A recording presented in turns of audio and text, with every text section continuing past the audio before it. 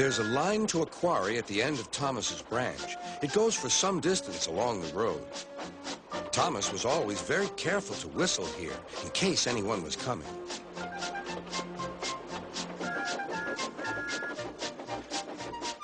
Early one morning, a large policeman was sitting close to the line.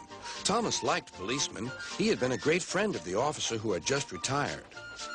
Beep, beep, he whistled. Good morning.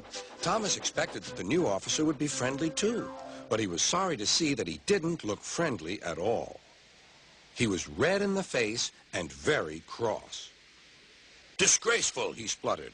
I didn't sleep a wink last night. It was so quiet, and now engines come whistling suddenly behind me. I'm sorry, sir, said Thomas. I only said good morning. The policeman pointed to Thomas. Where's your cowcatcher? He asked.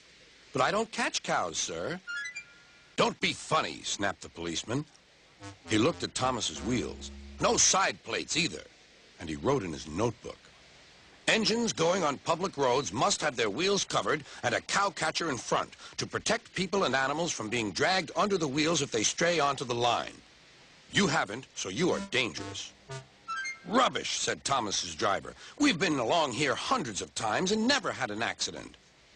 That makes it worse, the policeman answered.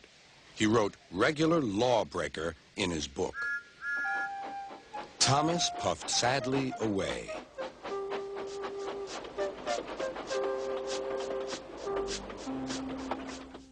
Sir Topham Hatt was having breakfast. He was eating toast and marmalade. The butler came in. Excuse me, sir. You're wanted on the telephone. Bother that telephone, said Sir Topham Hatt. I'm sorry, my dear, he said to his wife. Thomas is in trouble with the police, and I must go at once. At the station, Thomas's driver told Sir Topham Hatt what had happened. Dangerous to the public, indeed. We'll see about that. Sir Topham Hatt spoke to the policeman. But however much he argued with him, it was no good. The law is the law, he said, and we can't change it. Sir Topham Hatt felt exhausted. I'm sorry, driver, he said. It's no use arguing with policemen. We will have to make those cowcatcher things for Thomas, I suppose. Everyone will laugh, sir, said Thomas. They'll say I look like a tram. Sir Topham Hatt stared. Then he laughed.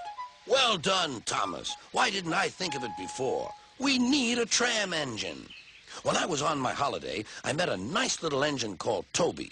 He takes freight cars from the farms, but the trucks are taking over most of his work and he needs a change. He has cowcatchers and side plates. I'll write to his superintendent at once.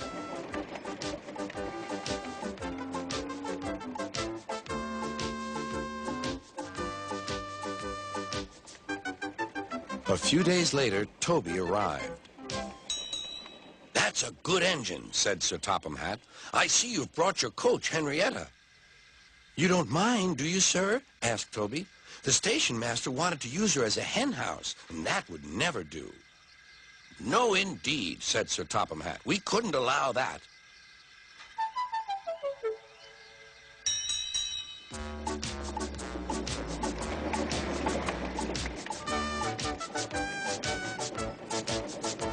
Toby made the silly cars behave even better than Thomas did.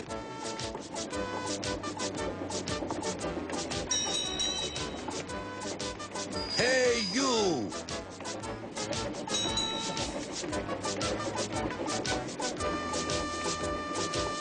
At first, Thomas was jealous, but he was so pleased when Toby rang his bell and frightened the policeman.